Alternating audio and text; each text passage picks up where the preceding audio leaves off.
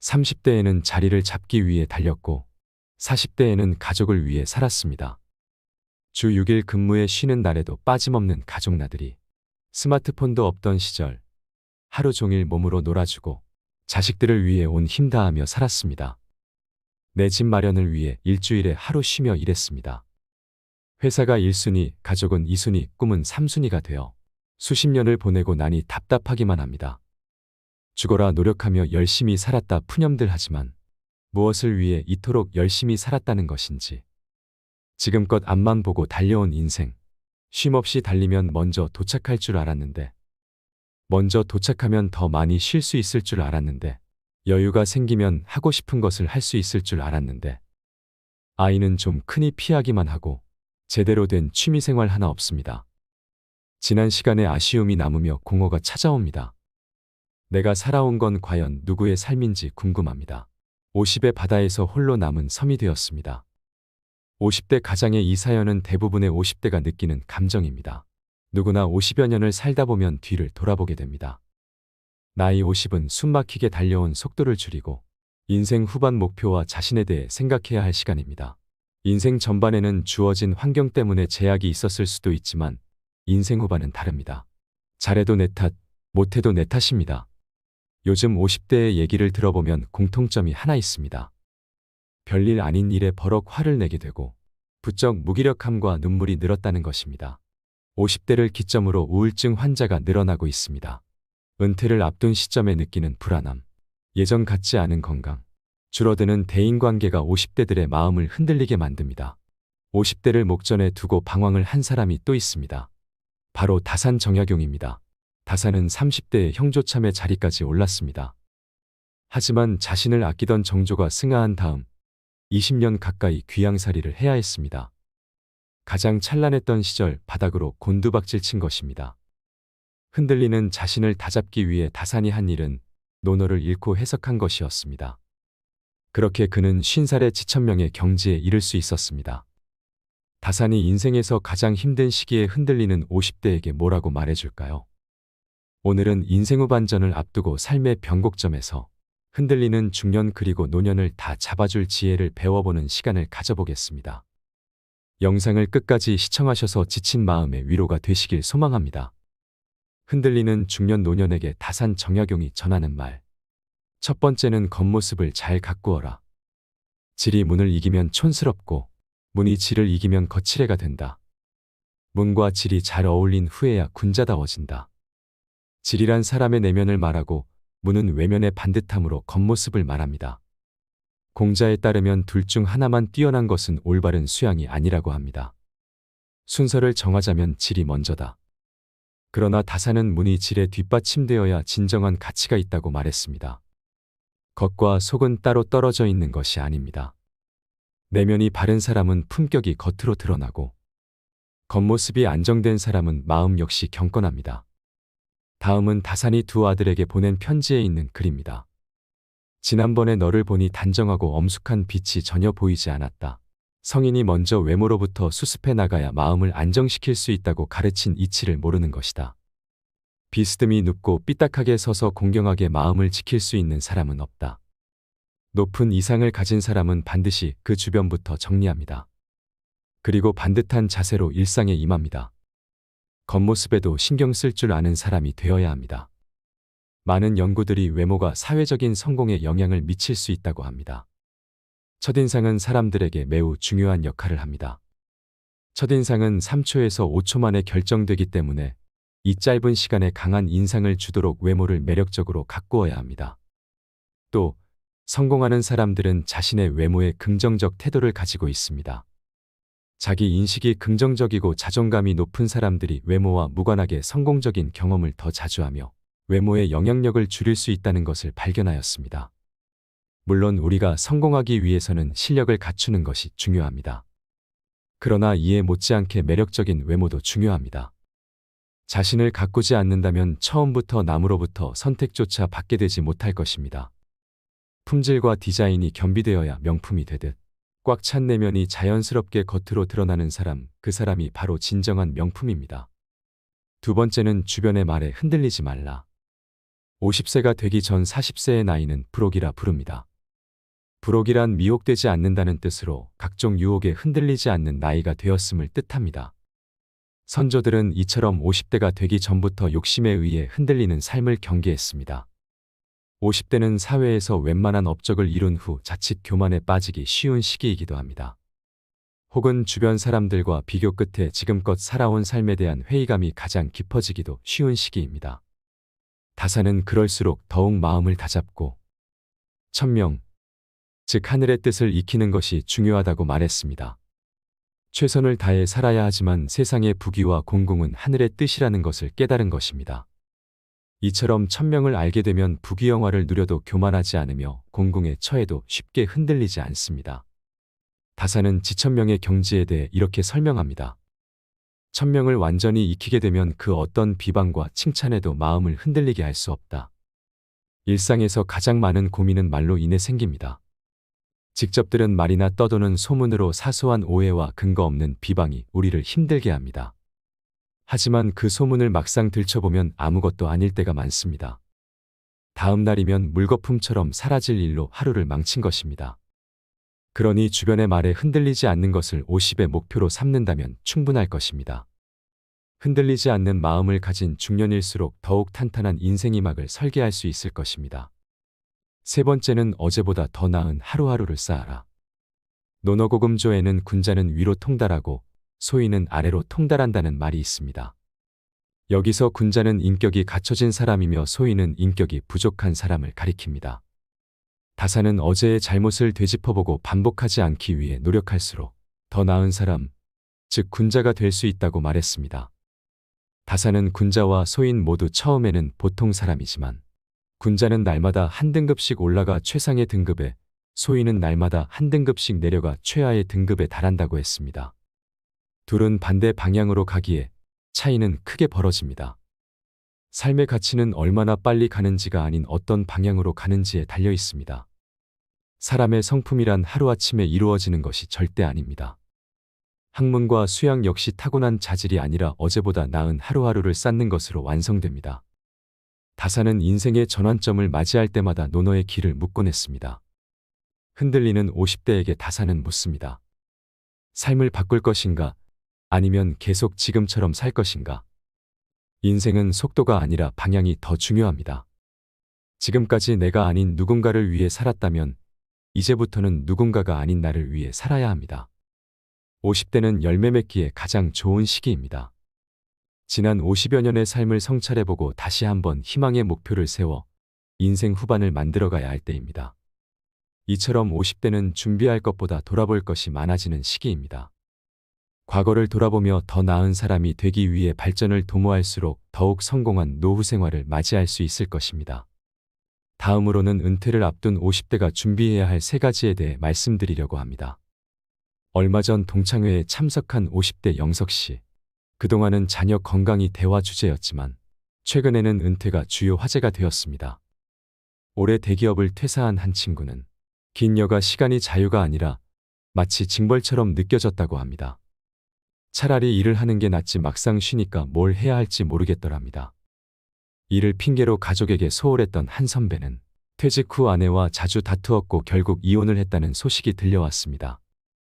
영석 씨는 이런 이야기들을 들을 때마다 은퇴 이후 내 인생이 끝나는 게 아닐까, 자신이 쓸모없는 사람이 되는 건 아닐까 걱정됩니다. 미움받을 용기의 저자 기시미 이치로는 정년 이후의 삶은 막이 내린 뒤의 인생이 아니라 제2막의 시작이라고 말합니다. 67세의 철학자인 그가 제시하는 정년 이후 삶을 현명하게 준비하고 맞이하는 방법은 무엇일까요? 첫 번째는 공허감을 느낄 수 있는 일을 하세요. 소속이 사라지고 직장이 없어져도 자신에게 가치가 있다고 생각할 수 있으려면 공허감을 느낄 수 있어야 합니다. 공허감은 간단히 말해 내가 누군가에게 도움이 된다는 느낌입니다. 아들러는 진정한 행복은 공허감에 있다고 합니다. 알베르트 슈바이처는 신학자이자 철학자 오르가니스트였으나 바쁜 생활을 하는 틈틈이 의학 공부를 했습니다.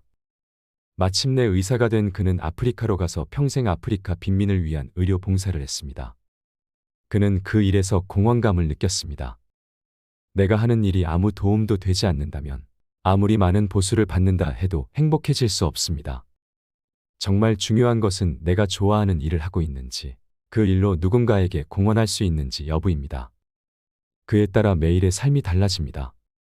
두 번째는 배우자와 동등한 관계를 맺어야 합니다. 직장에 다니고 육아를 할 때는 서로 바빠서 느긋하게 대화할 시간이 없던 부부도 인생 2막을 맞이하면 관계가 달라집니다.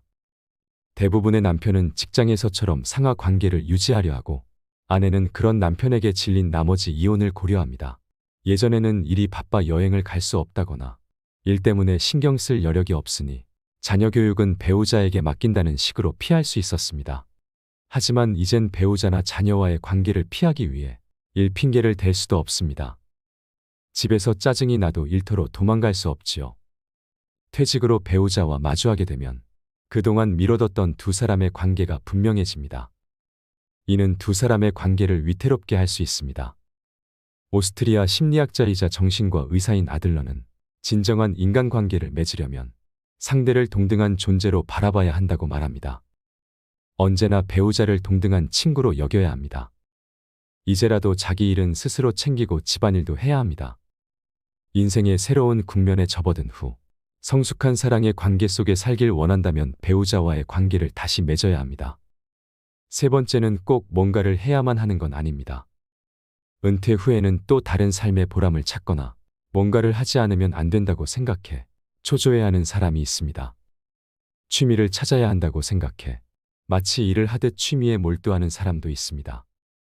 그들은 전문가만큼 잘해야 한다고 생각하기도 합니다.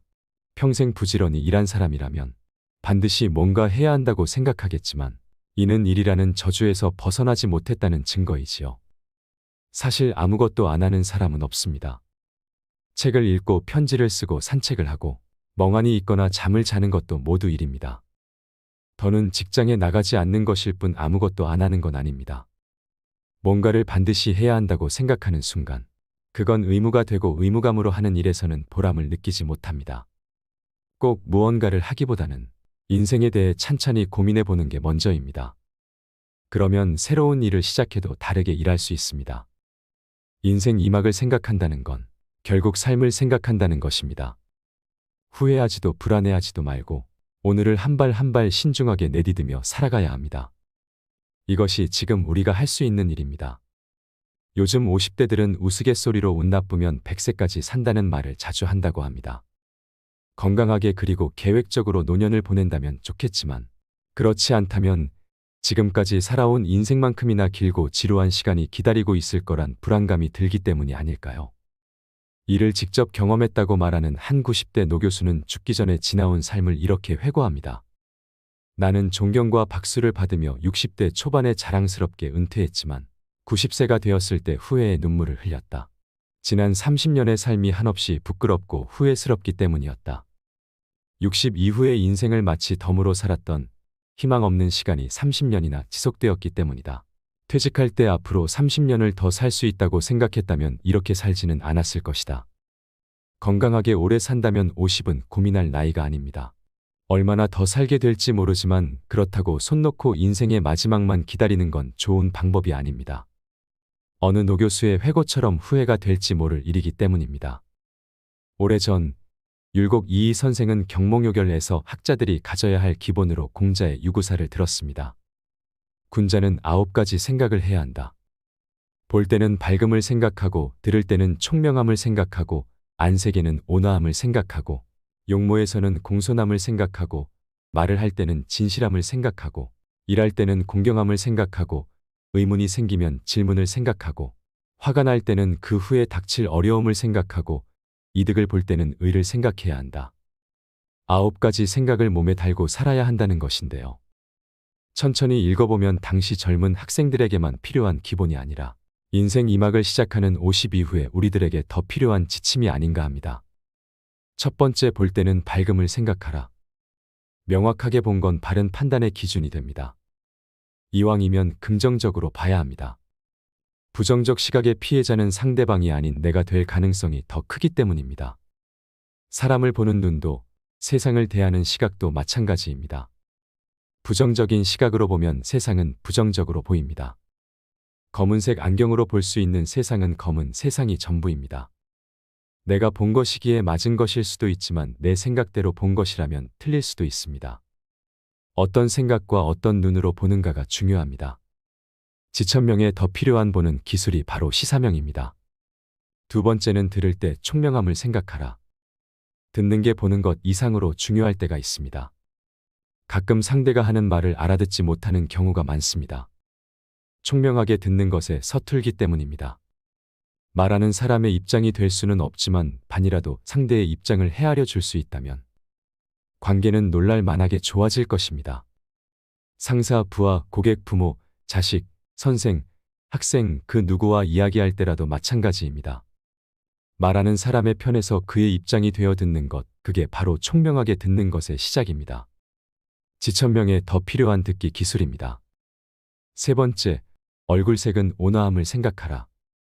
30, 40대에는 혼자서 일해도 성과를 낼 수 있지만 50대에는 사람들을 통해 성과를 내야 하는 사람들이 많습니다. 그러니 안색을 부드럽고 온화하게 해야 합니다. 그래야 사람들이 더 자주 찾아옵니다. 얼굴을 펴야 인생이 펴집니다. 상사의 얼굴이 온화해야 조직이 살아납니다. 가장의 얼굴이 온화해야 가족의 기가 삽니다. 지천명에 더 필요한 얼굴 관리 기술입니다. 네 번째, 겉모습은 공손함을 생각하라. 겉으로 나타나는 것에는 공손함이 있어야 한다는 가르침입니다. 리더의 행동거지와 모습에는 공손함이 서려 있어야 합니다. 50이 되면 자세가 틀어지기도 쉽습니다. 아무리 공손한 모습을 보이고 싶어도 어깨와 머리가 자꾸 뒤로 꼿꼿해지는 사람들이 있습니다. 자기보다 잘난 사람에게 그러는 것도 문제지만 못난 사람에게 그러는 건 더 보기 흉합니다. 다섯 번째, 말할 때는 진실함을 생각하라. 누군가에게 입을 열 때는 신중하고 진실해야 합니다. 같은 것을 두고 오늘은 A라 하고 내일은 B라고 한다면 언사충이 아닙니다.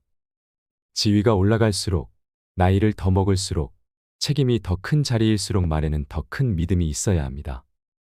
책임질 수 있는 말만 해야 합니다. 여섯 번째, 일할 때는 공경함을 생각하라. 자신의 직업이나 일에 대해서도 공경하는 마음이 있어야 합니다. 직업으로 하는 일치고 세상에 하찮은 일은 거의 없습니다. 일에 대한 가치 기준을 바꿔야 합니다. 평범한 일에도 존경의 가치를 더하면 가치 있는 일이 됩니다. 지천명에 해야 할 일 중에 하나가 자신의 업무와 일의 가치를 부여하는 일입니다. 일곱 번째, 의문이 들 때는 질문을 생각하라. 50이 되면 질문이 사라집니다. 질문은 멈추고 묻지도 않는 것에 답을 주고 싶어 합니다. 그러나 궁금한 게 있으면 누구에게든 질문을 할 수 있어야 합니다.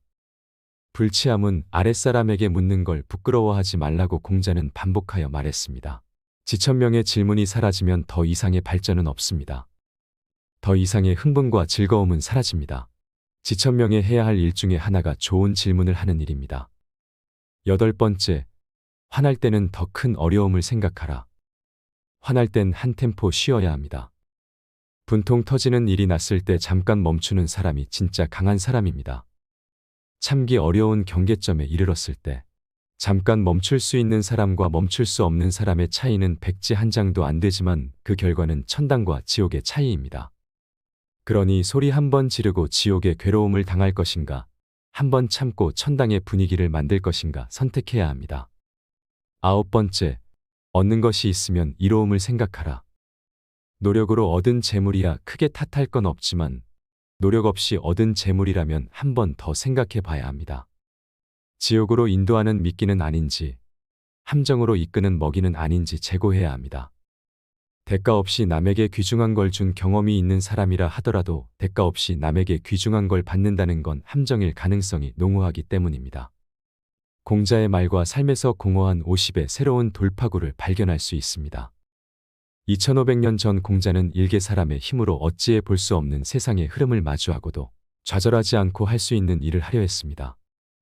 공자가 그랬던 것처럼 지금 내가 할 수 있는 일이 무엇일까 생각하고 결정하고 선택하면 될 일입니다. 그게 바로 지금 이 시대 50의 지천명입니다. 누구나 자신만의 길을 갈 수 있는 것, 노노의 가르침은 어떤 파도에도 굳건히 배를 지키는 인생의 앵커가 될 수 있습니다. 노노에는 공자가 말한 타인에게 미움받는 7가지 유형이 나옵니다. 타인의 나쁜 점을 들춰내는 사람, 낮은 자리에 있으면서 윗사람을 비방하는 사람, 용감하지만 무례한 사람, 과감하지만 융통성이 없는 사람, 자기의 편견을 내세우며 지혜롭다고 여기는 사람, 불손한 짓을 가지고 용감하다고 여기는 사람, 혹독한 말로 남을 공격하면서 곧다고 여기는 사람들은 가까운 사람들로부터 미움을 받습니다. 7개 중 하나라도 해당된다면 50이 되기 전에 무조건 그것을 고쳐야 합니다. 그래야 50이 되었을 때 존중받는 어른으로 성장할 수 있습니다. 그렇다면 50대가 되었을 때 익혀야 할 삶의 자세는 무엇일까요? 첫 번째는 배움을 즐기세요. 공자가 위대한 성인이 될 수 있었던 가장 큰 이유 또한 배움을 좋아했기 때문이었습니다. 겸손했던 공자도 호황만큼은 당당하게 자랑했습니다.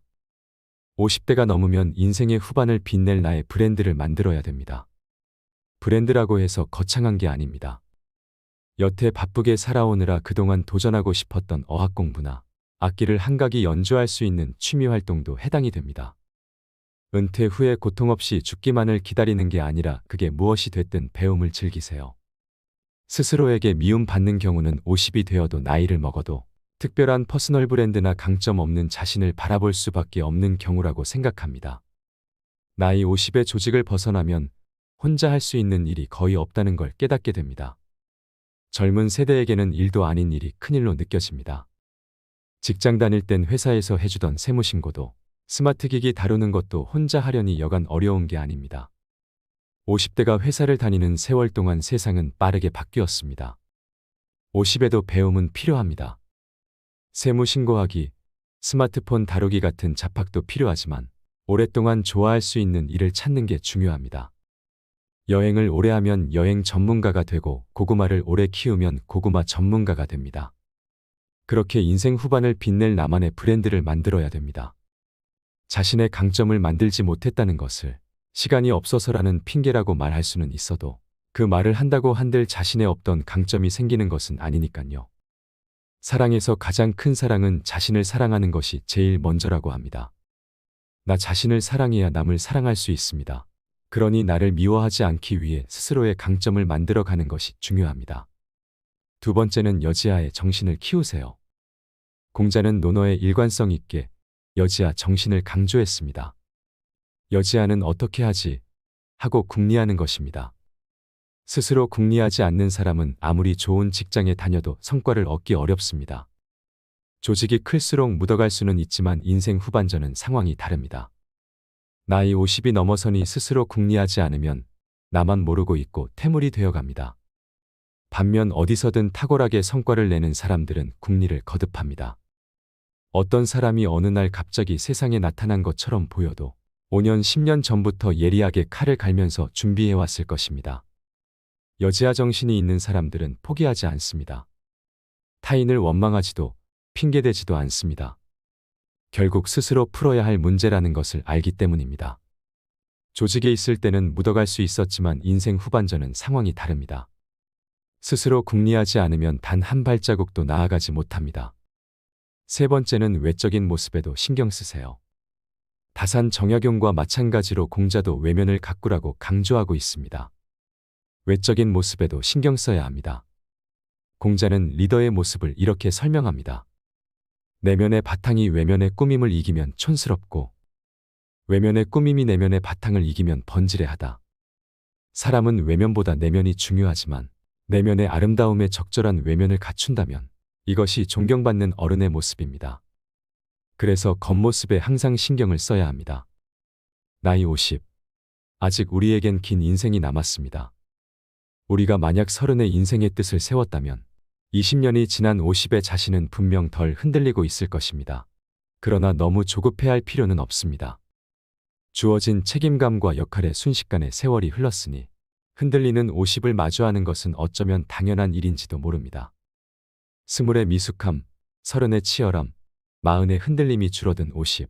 지금이야말로 일관성 있는 일을 하기에 좋은 나이입니다. 마음이 간절하면 못할 것이 없습니다. 그러니 핑계를 멈추고 생각해야 합니다. 지금 바쁘다는 핑계로 50을 넘기면 무엇을 하든 후회하는 60이 됩니다. 나이 50이 넘으면 자기 자신만 생각해도 욕먹지 않을 나이입니다. 지금까지 나 아닌 누군가를 위해 살았다면 이제부터는 누군가가 아닌 나를 위해 좋아하는 일을 찾아 재밌게 살아야 합니다.